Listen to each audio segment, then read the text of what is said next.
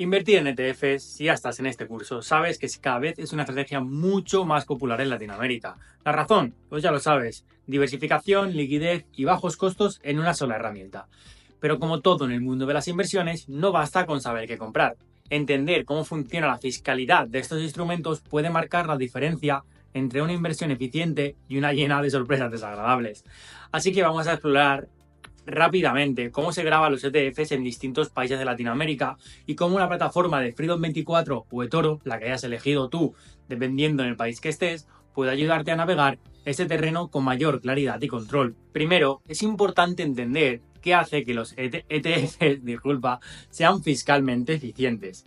Estos fondos replican el comportamiento de un índice o sector específico, como ya sabes, y no voy a meter más en ello. A diferencia de otros vehículos de inversión, los ETFs suelen evitar muchas distribuciones obligatorias de ganancias, gracias a su capacidad para hacer transacciones en especie. Eso significa que en muchos casos puedes evitar pagar impuestos por movimientos internos del fondo hasta que tú mismo decidas vender tu participación en el ETF. Por ejemplo, si tú compras un ETF que sigue o replica, como quieras decir, al S&P 500, no recibirás tantas ganancias de capital intermedias como en un fondo tradicional. Esto no solo simplifica tu carga fiscal, también puede darte más control sobre cuándo y cómo tributas tu dinero. Ahora bien, cuando hablamos de fiscalidad en Latinoamérica, cada país tiene sus propias reglas. Así que vamos a empezar por México y lo vamos a ver todo a grandes rasgos. Si tienes dudas, pregúntame en los comentarios o contacta con un asesor fiscal. Vamos con México. Allí las ganancias por la venta de ETFs están sujetas a impuestos sobre la renta. La tasa varía dependiendo si eres una persona física o moral y según el plazo en que mantuviste la inversión. Los dividendos también se consideran ingresos y pagan impuestos, aunque pueden aplicarse tratados de doble imposición si el ETF proviene del extranjero. Eso tendrás que mirarlo. En Brasil, por ejemplo, las ganancias de capital están grabadas a un 15%, si mal no recuerdo, como tasa estándar, pero esta puede aumentar si haces operaciones de corto plazo o tipo de trading, y los dividendos también están sujetos a retención en la fuente, y la tasa va a depender del emisor del ETF y de los acuerdos fiscales que Brasil tenga con él. Luego vamos a ver también de Chile. Chile tiene su propio enfoque. Las ganancias de capital también están sujetas a impuestos, aunque existen exenciones en ciertos casos, como inversiones de largo plazo o instrumentos regulados. En cuanto a los dividendos, se aplica un impuesto adicional, pero si pagaste impuesto en el extranjero, puedes aplicar créditos para no tributar dos veces. Luego también en Argentina, las ganancias de capital derivadas de ETFs tributan según los impuestos a las ganancias. Nuevamente, la tasa depende del tipo de instrumento y del tiempo que lo mantuviste. Los dividendos pueden ser grabados tanto en el país de origen del ETF como en Argentina, por lo que revisar los tratados bilaterales es clave. Ahora bien, más allá de lo que diga la ley local, hay dos consideraciones importantes, o mejor dicho, especiales, al invertir en ETFs extranjeros que todos los inversores deberíamos tener en cuenta.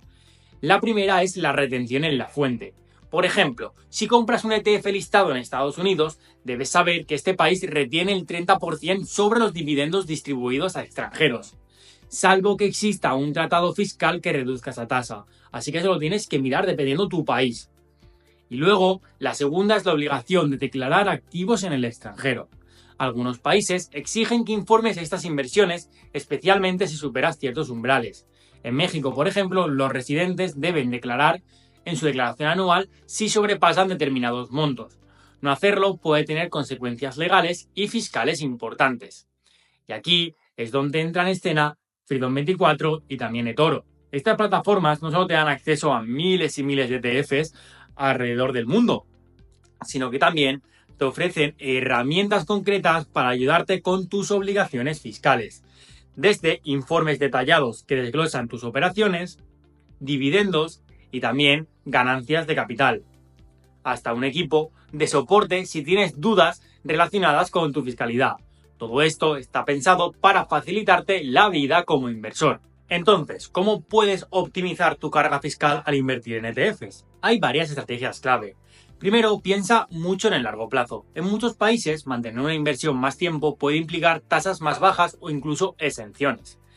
Segundo, elige ETFs de acumulación si lo que buscas es diferir el pago de los impuestos. Tercero, diversifica geográficamente. no solo por una cuestión de inversión, sino porque podrías aprovechar tratados fiscales beneficiosos entre países. Bueno, vamos a hacer un recap de lo que tienes que tener en cuenta.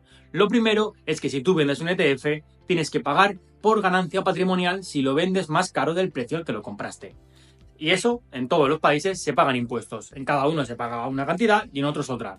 En tu país dependerá y se hará de manera automática seguramente, aunque lo tendrás que declarar. Segundo, dividendos. En todos los países, cuando tú recibes dividendos, estás teniendo una ganancia patrimonial. Vas a tener que pagarla. Sí que es verdad que si tienen acuerdos con Estados Unidos, mejor. Pues si tienes un ETF en Estados Unidos que te reparte dividendos, tiene que haber una exención de impuestos para no pagar una doble tributación. Pero eso en todos los países lo hay y casi todos. Y eso lo buscas por internet y seguro que te dan el modelo que tienes que rellenar. Luego, tercero, que quería comentarte, si tienes activos en el extranjero, es decir, si tú inviertes en un broker como Freedom o como eToro, casi te vas a tener que declarar el dinero que tienes fuera, a partir de cierto umbral. Por ejemplo, en España es a partir de los 50.000. En México tiene otra cifra, Chile otra.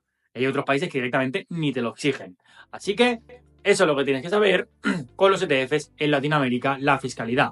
Como te he comentado, cualquier cosa dímelo en los comentarios, cualquier duda que tengas, no te preocupes, que son seguros, que son legales y que es solo que tenemos que saber un poco de estos tecnicismos y ir con buen pie para luego no llevarnos ninguna multa. Por lo tanto, con invirtiendo en ETFs como en cualquier tipo de activo o con cualquier cosa que hagamos, tenemos que hacerlo siempre legal y con fundamentos.